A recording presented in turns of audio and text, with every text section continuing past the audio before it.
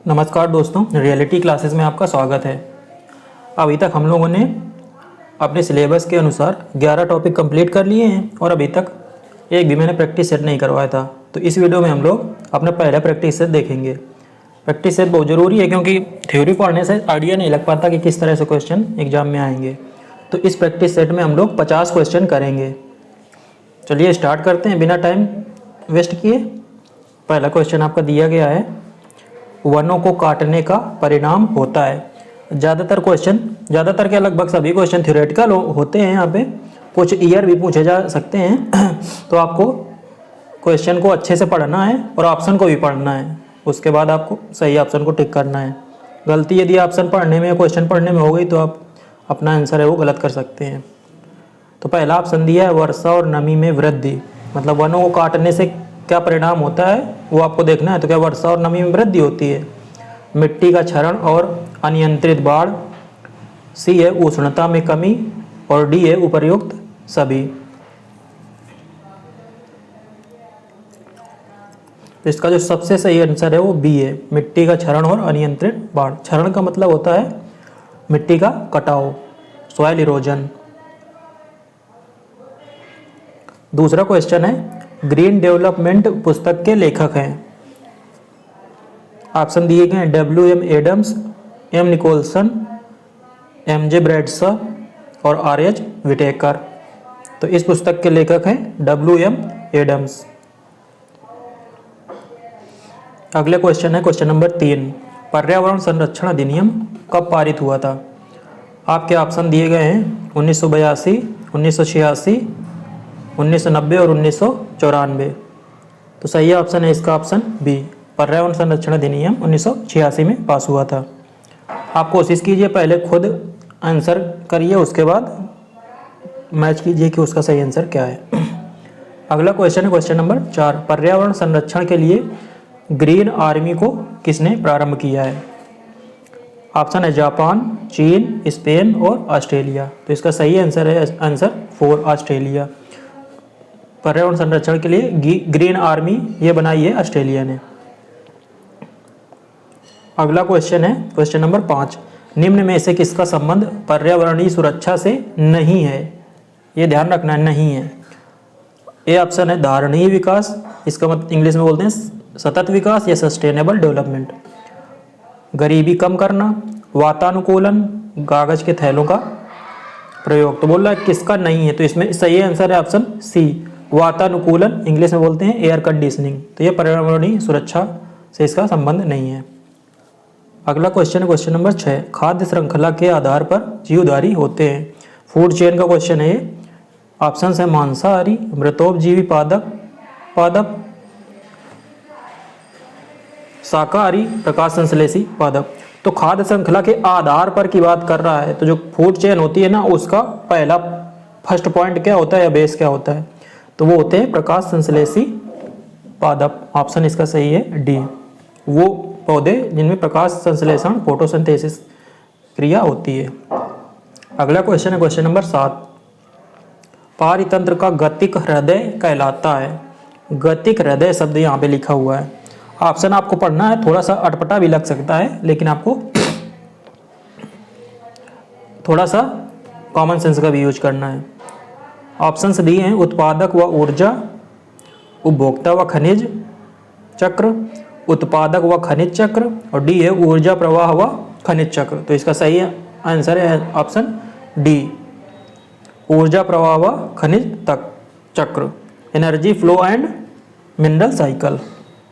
अगला क्वेश्चन है question number 8, nitrogen यौगिकीकरण करने वाला जीवाणु है। नाइट्रोजन फिक्सेशन बैक्टीरिया की बात कर रहा है, तो इनमें से कौन सा है? ऑप्शन है ओसिलोटोरिया, टाइलोपोथ्रिक्स, एजेटोबैक्टर, एनाबीना। तो सही ऑप्शन है ऑप्शन सी, एजेटोबैक्टर। अगला क्वेश्चन है क्वेश्चन नंबर 9, मृदा में उपस्थित अपक्षयित होते कार्बनिक पदार्थों को कहते हैं।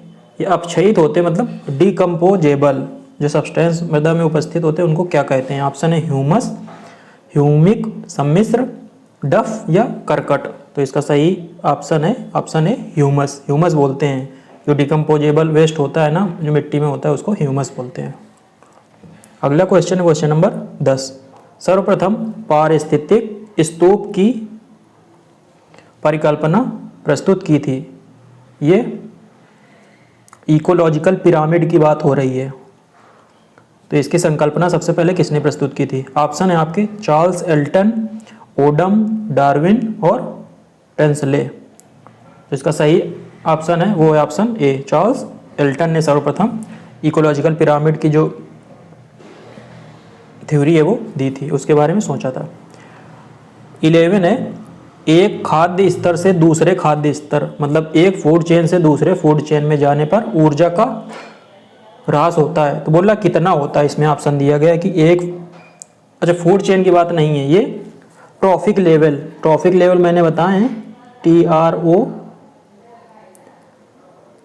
TROPHIC, trophic level. तो एक ट्रॉफिक लेवल से दूसरे ट्रॉफिक लेवल में जाने पर ऊर्जा का जो ह्रास होता है, एनर्जी लॉस, वो कितना होता है? ऑप्शन है 20%, 40%, 80% और 90%। तो आपने 10% रूल पढ़ा होगा, तो उसके आधार पे है कि एक ट्रॉफिक लेवल से दूसरे ट्रॉफिक लेवल में केवल 10% एनर्जी पहुंचती है, लेकिन यहाँ पे पूछ रहा है कितना ह्रास होता है। इसीलिए मैंने बताया कि आप सही से क्वेश्चन पढ़िए और ऑप्शन भी सही से पढ़िए, ये बहुत जरूरी है थ्योरेटिकल क्वेश्चंस में। तो ह्रास बोल रहा है ना, तो 90% एनर्जी का लॉस हो जाता है और 10% एनर्जी एक ट्रॉफिक लेवल से दूसरे ट्रॉफिक लेवल में ट्रांसफर होती है। अगला क्वेश्चन है क्वेश्चन नंबर 12। पौधे किस प्रकार का जल अवशोषित करते हैं? ऑप्शन है गुरुत्वीय जल, केशिका जल, आर्द्रता जल, क्रिस्टलीय जल। तो इसमें भी कॉमन सेंस से आप सही कर सकते हैं। केशिका जल, कैपिलरी जो मेथड होता है ना, उसी के थ्रू रूट से, स्टेम से होते हुए बाकी पार्ट्स में वाटर फ्लो करता है प्लांट्स और ट्रीज में। अगला क्वेश्चन है क्वेश्चन नंबर 13। वन के पेड़ों की छालों पर उगे मिलते हैं। तो फॉरेस्ट में जो पेड़ होते हैं ना, उनकी जो ऊपर की स्टेम, मतलब तने में ऊपर की जो छाल होती है, छाल के ऊपर क्या उगे मिलते हैं? ऑप्शन है जीवाणु, कवक, लाइकेन और मॉस। मॉसेस, ये मॉस ना, ये मांस मीट नहीं है, ये मॉसेस बोलते हैं, ये OSSES, मॉसेस, ये मॉस की बात कर रहा है। 13 का सही जो आंसर है वो है सी, लाइकेन है ना, वो उगे मिलते हैं पेड़ों की छालों पर। अगला क्वेश्चन है क्वेश्चन नंबर 14। मरुस्थल में उगने वाले पौधे कहलाते हैं। ऑप्शन है मोजोफाइट्स, हाइड्रोफाइट्स, जीरोफाइट्स, हेलोफाइट्स। तो मरुस्थल में मतलब डेजर्ट में जो पौधे होते हैं उनको क्या बोलते हैं? तो उनको जीरोफाइट्स बोलते हैं। सी ऑप्शन सही है। अगला क्वेश्चन है क्वेश्चन नंबर 15। निम्न में से कौन सा कारक किसी स्थान की वनस्पति निर्धारित करता है? काफ़ी अच्छा क्वेश्चन है, और इस तरह क्वेश्चन जब आप पढ़ेंगे ना, तो आपको समझ में आएगा कि मतलब सही ऑप्शन क्या है। तो देखो, प्रकाश, वर्षा, मृदा या मृदा जल, तो सभी है ना, वो ऐसा लग रहा है कि सभी इंपॉर्टेंट है, लेकिन इसमें से ना बोला वनस्पति निर्धारित कौन करता है, वो है वर्षा, मतलब रेन। तो किसी स्थान की जो वनस्पति है ना, वो वहाँ पे बरसात पे निर्भर करती है। तो बी ऑप्शन सही है। अगला क्वेश्चन है क्वेश्चन नंबर 16। अधिक वर्षा वाले उष्ण क्षेत्रों में किस प्रकार के वन पाए जाते हैं? कॉमन क्वेश्चन है। ऑप्शन है सदाहरित वन, दूसरा है दृढ़पर्णी वन, तीसरा है घास वन और चौथा है मरुस्थल। तो मरुस्थल ये तो कुछ है नहीं, सदाहरित है ना, एवरग्रीन फॉरेस्ट, सदाबहार वन है ना, उसी की बात है ये। अगला क्वेश्चन क्वेश्चन नंबर 17 खाद्य जाल में ऊर्जा का प्रवाह होता है। ये फूड वेब की बात कर रहा है। एक दिशीय, द्विदिशीय, चतुर्दिशीय या त्रिदिशीय। तो इसमें एक दिशीय होता है ऊर्जा का प्रवाह, ये हम लोग पढ़ चुके हैं। तो 17 का ए ऑप्शन सही हो गया। अगला चलते हैं क्वेश्चन नंबर 18। वायुमंडल का वह क्षेत्र जहां बादलों का बनना, बिजली कड़कना, तूफानों व आंधियों का होना पाया जाता है, क्या कहलाता है? काफ़ी कॉमन क्वेश्चन है ये, इसका आंसर तो कई लोगों को पता भी होगा। ऑप्शन है समताप मंडल, क्षोभ मंडल, मध्य मंडल या आयन मंडल। तो क्षोभ मंडल है ना, ट्रोपोस्फियर बोलते हैं इसी को।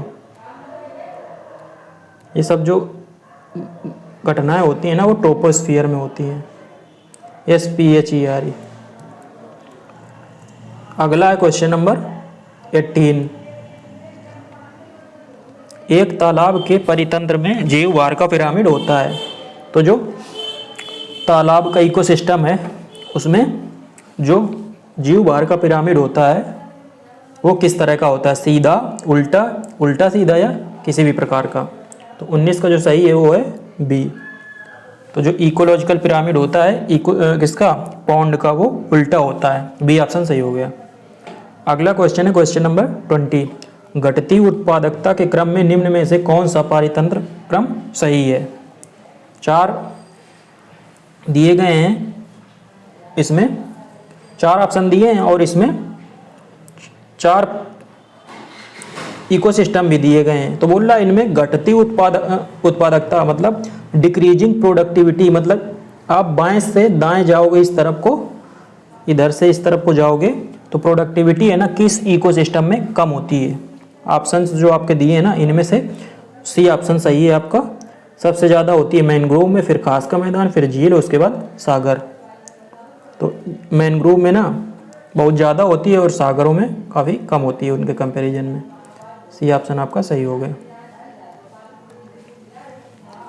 अगला क्वेश्चन है क्वेश्चन नंबर 21। पारिस्थितिकी संक्रमण अवधारणा सर्वप्रथम किसने किया था। तो ये इकोसिस्टम ट्रांजिशन की बात हो रही है। तो इसकी जो अवधारणा है वो सर्वप्रथम इसका प्रयोग किया था बेनेट ने। बी ऑप्शन इसका सही है। अगला क्वेश्चन है निम्न में से कौन जैविक नाइट्रोजन निर्धारण से संबंधित है। जैविक नाइट्रोजन निर्धारण कौन करता है।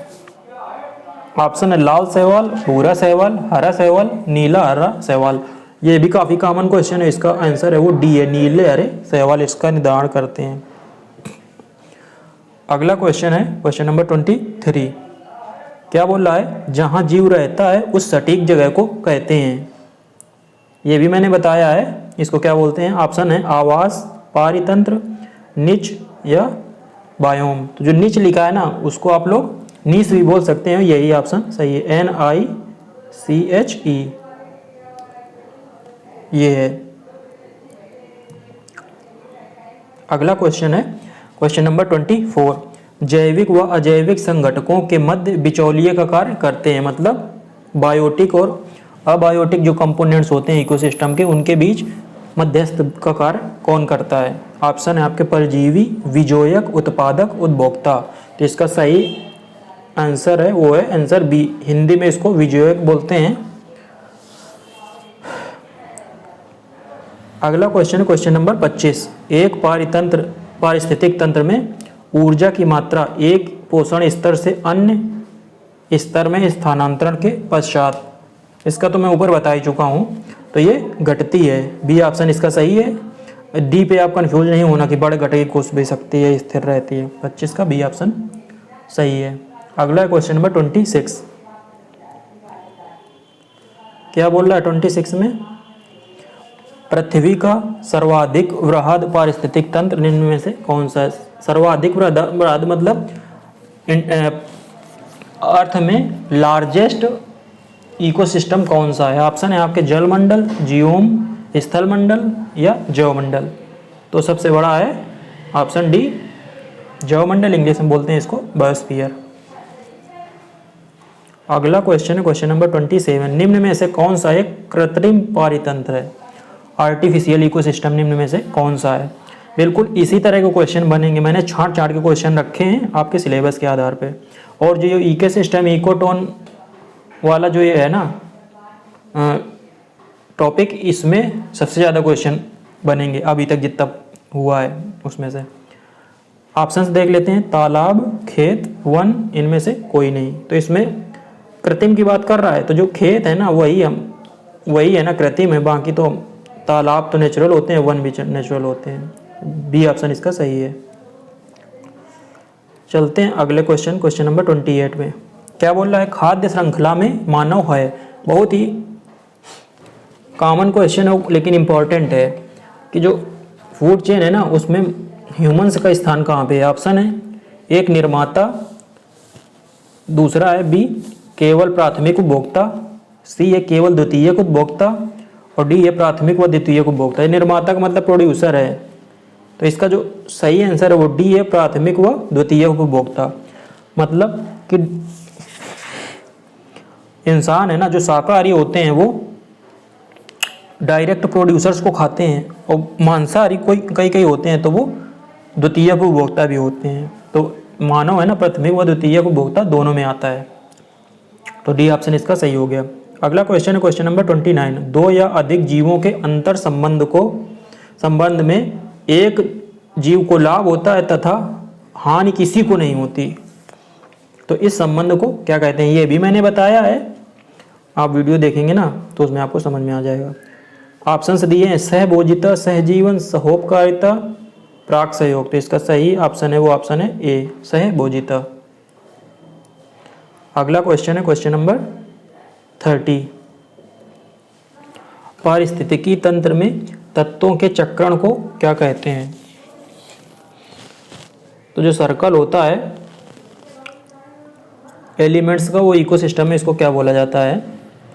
ऑप्शन है रासायनिक चक्र, दूसरा है जैव भू रासायनिक चक्र, तीसरा है भू वैज्ञानिक चक्र और चौथा है भू रासायनिक चक्र। तो इसका सही ऑप्शन है वो बी जैव भू रासायनिक चक्र, इंग्लिश में बोलते हैं बायो जियो केमिकल साइकिल। अगले क्वेश्चन पे चलते हैं क्वेश्चन नंबर 31। दो पारिस्थितिक तंत्रों के मध्य के संक्रमण क्षेत्र को कहते हैं। एक बहुत ही कॉमन है क्वेश्चन और बहुत ही इंपॉर्टेंट है, मैंने देखा है कई बार पहले पूछा गया है। तो ऑप्शन है बायोम, बायोटॉप, इकोटोन और शियर। तो इकोटोन बोलते हैं दो पारिस्थितिक तंत्रों के मध्य के ट्रांजिशन एरिया को, इकोटोन। अगला क्वेश्चन है क्वेश्चन नंबर 32। निम्न में से किस प्रकार के वन भारत में सर्वाधिक पाए जाते हैं? काफी कॉमन क्वेश्चन है, उम्मीद है कि कुछ लोगों को उत्तर इसका आता भी होगा। ऑप्शन है मैंग्रोव, कटीली झाड़ी, उष्णकटिबंधीय शुष्क पतझड़ या उष्णकटिबंधीय आर्द्र सदाबहार। तो लोगों को सी और डी में कंफ्यूजन होगा, लेकिन पतझड़ से आप याद रखिए, उष्णकटिबंधीय और पतझड़, तो सी ऑप्शन इसका सही है। चलते हैं अगले क्वेश्चन में क्वेश्चन नंबर 33। क्या बोल रहा है? राष्ट्रीय वन नीति के प्रमुख उद्देश्य क्या थे? काफ़ी अच्छा क्वेश्चन है ये। 4 ऑप्शन दिए हैं, मतलब 4 इसमें स्टेटमेंट दिए हैं, उसके बाद फिर ऑप्शन से पढ़ेंगे। तो पहले स्टेटमेंट पढ़ लेते हैं। पहला क्या है? पारिस्थितिक संतुलन को सुनिश्चित करना, दूसरा है सामाजिक वानिकी को प्रोत्साहन देना, तीसरा है देश की कुल भूमि का 1/3 वन आच्छादित करना, और चौथा है वन प्रबंधन में जन सामुदायिक सहभागिता को प्रोत्साहित करना। तो इसका जो दूसरा और तीसरा है ना वो सही है। राष्ट्रीय वन नीति के प्रमुख उद्देश्य में ये दोनों शामिल थे। तो जिस ऑप्शन में 2 और 3 है ना, तो डी में 2 और 3 है, तो डी ऑप्शन 33 का सही हो जाएगा। आगे चलते हैं क्वेश्चन नंबर 34 में। वन महोत्सव सप्ताह कब मनाया जाता है? ऑप्शन आपके दिए गए हैं 1 से 7 जून, 1 से 7 मई, 1 से 7 जुलाई, 1 अगस्त से 7 अगस्त। तो इसका सही आंसर है वो ए है, 1 जुलाई से 7 जुलाई। अगले क्वेश्चन में चलते हैं 35। भारतीय वन प्रबंधन संस्थान कहाँ स्थित है? ऑप्शन है देहरादून, भोपाल, हरिद्वार, अल्मोड़ा। भारतीय वन प्रबंधन संस्थान, तो ये ऑप्शन सही है बी भोपाल में स्थित है। अगला क्वेश्चन है क्वेश्चन नंबर 36। निम्न में से कौन सा भारत में निर्वनीकरण का प्रभाव नहीं है? काफ़ी अच्छा क्वेश्चन है। बोल रहा है निर्वनीकरण का प्रभाव नहीं है की बात कर रहा है। ऑप्शन देखते हैं। हिमालय में जन स्रोतों का सूखना, दूसरा जैव विविधता की हानि, तीसरा है नगरीकरण और चौथा है मृदा अपरदन। तो बोला नहीं है, तो ये नगरीकरण, जो सी ऑप्शन है ना इसका ये सही है। बाकी जो है ना सब ये तो होता है निर्वनीकरण से। ये नहीं पूछ रहा है कि निर्वनीकरण से हम लोग क्या कर सकते हैं, किसके लिए करते हैं। नगरीकरण के लिए होता है ना, नगर बसाने के लिए निर्वनीकरण, मतलब डिफॉरेस्टेशन की बात कर रहा है। 37 अगला क्वेश्चन है 37। क्या बोल रहा है? भारत में निम्न वानस्पतिक प्रजातियों में से किस एक का वृहत्तम क्षेत्रीय विस्तार है? काफी अच्छा क्वेश्चन है ये भी। किस बोल रहा है किस पेड़ का सबसे ज्यादा विस्तार है? ऑप्शन है साल, शीशम, सागौन, देवदार। तो जो 37 है ना उसका ऑप्शन सही है ए। भारत में साल वृक्ष है ना सबसे ज़्यादा पाए जाते हैं। अगला है 38, निम्न में से किस राज्य में वन क्षेत्र न्यूनतम है। कॉमन काफ़ी क्वेश्चन है, लेकिन कई लोगों को आता भी होगा। ये नहीं है कि कॉमन क्वेश्चन है तो ये आएगा नहीं, इंपॉर्टेंट यही सबसे ज़्यादा होते हैं। ऑप्शन देख लेते हैं, सिक्किम, गोवा, हरियाणा और केरल। तो हरियाणा इसका सही है, हरियाणा में सबसे कम फॉरेस्ट एरिया है, सी ऑप्शन सही हो गया। अगला क्वेश्चन है क्वेश्चन नंबर 39, पृथ्वी पर अधिकांश ऑक्सीजन उत्पादित होती है। बहुत ही अच्छा क्वेश्चन है ये भी, कि पृथ्वी पर जो अधिकांश ऑक्सीजन है ना वो कौन प्रोड्यूस करता है। ऑप्शन है घास, शैवाल, वृक्ष या घास के खेतों से।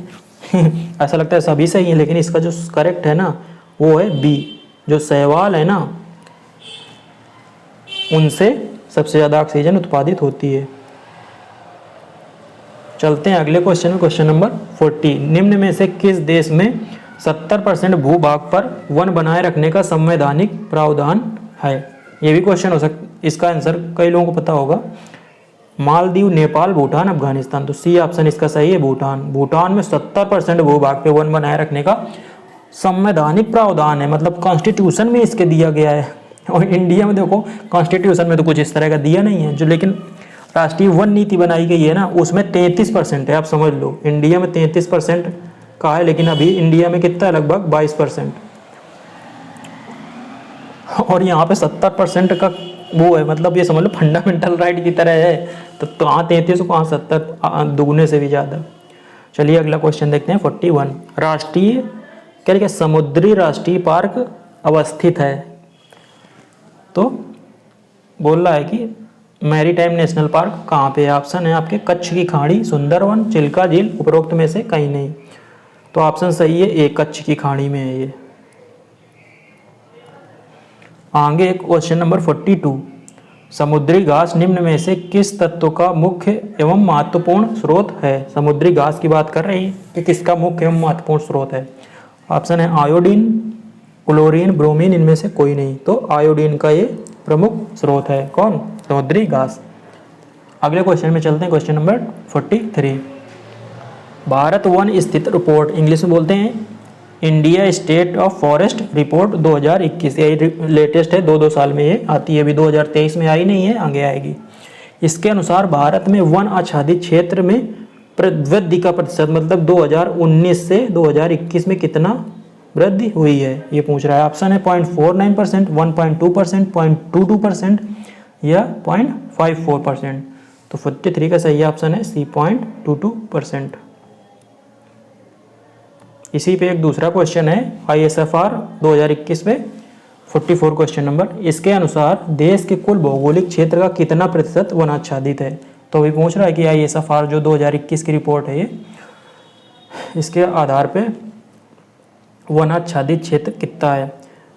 21.04%, 21.71%, 20.54% या 20.04%। तो 44 का सही आंसर है बी, 21.72। तो लगभग आप 22 के आसपास याद रखिए, लेकिन एग्जैक्ट देखो अब 21.2 में दिया है, तो एग्जैक्ट भी आप याद रखिए तो अच्छा रहेगा, 21.71। अगला क्वेश्चन है क्वेश्चन नंबर 45, भारत सरकार ने वन संरक्षण अधिनियम किस वर्ष पारित किया था। डायरेक्ट क्वेश्चन भी इस तरह के आएंगे, 100 क्वेश्चन इनको बनाने हैं ना, और जिस तरह का सिलेबस दिया है ना तो डायरेक्ट क्वेश्चन बहुत सारे आएंगे, उनको भी आपको याद रखना है। तो वन संरक्षण अधिनियम कब आया था, ऑप्शन दिया 1976, 1980, 1983, 1988। तो सही ऑप्शन इसका है ऑप्शन बी, 1980। अगला क्वेश्चन है क्वेश्चन नंबर 46, काफ़ी अच्छा है ये भी, गैर वन क्षेत्र में विकसित किए गए, गैर वन क्षेत्र की बात कर रहा है कि मतलब जो वन के अंदर नहीं है जो क्षेत्र, उसमें विकसित किए गए पादप, किस पादप को, उसमें यदि कौन सा पेड़ आप लगाओगे को भारतीय वन संशोधन अधिनियम 2017 में वृक्षों की परिभाषा से विलोपित किया गया है। मतलब जो भारतीय वन संशोधन अधिनियम 2017 है ना, उससे किस पेड़ को वन मतलब वृक्ष की श्रेणी से बाहर कर दिया गया यदि उसको अब आप गैर वन क्षेत्र में उगाते हैं। ऑप्शन है पाम, सरकंडा, बांस, केला। तो ऑप्शन सही है आपका सी, बांस। तो बांस अब पौधे के अंतर्गत नहीं आता। खेती, आप बांस की खेती कर सकते हैं, इसको बेच के आप कमर्शियली मतलब प्रोडक्शन बांस का कर सकते हैं। कई लोग ये कर भी रहे हैं। अगले क्वेश्चन पे चलते हैं। क्वेश्चन नंबर 47, भारतीय वनस्पति शोध संस्थान अवस्थित है। ऑप्शन है देहरादून, लखनऊ, शिमला, हैदराबाद। तो वनस्पति है ना, ये स्थित है लखनऊ में।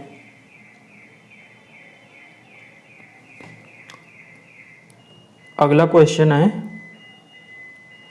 संबलपुर एलिफेंट रिजर्व कहाँ स्थित है। ऑप्शन है आपके ओडिशा, छत्तीसगढ़, बिहार, पश्चिम बंगाल। तो ये है ओडिशा में। अगला क्वेश्चन 49, भारत में प्रोजेक्ट टाइगर कब प्रारंभ हुआ था। ऑप्शंस हैं 1970, 1973, 1981 और 1984। तो ये आया था 1973 में प्रोजेक्ट टाइगर। और लास्ट क्वेश्चन है सलीम अली राष्ट्रीय उद्यान स्थित है। काफ़ी इंपॉर्टेंट नेशनल पार्क में ये आता है। ये स्थित है कहाँ पे। ऑप्शन दिए हैं जम्मू कश्मीर, लद्दाख, हिमाचल प्रदेश, उत्तराखंड। तो ये स्थित है जम्मू कश्मीर में। तो ये आपके हो गए 50 MCQs। उम्मीद है आपको वीडियो अच्छा लगा होगा। चलिए मिलते हैं अगले वीडियो में, तब तक के लिए नमस्कार, धन्यवाद।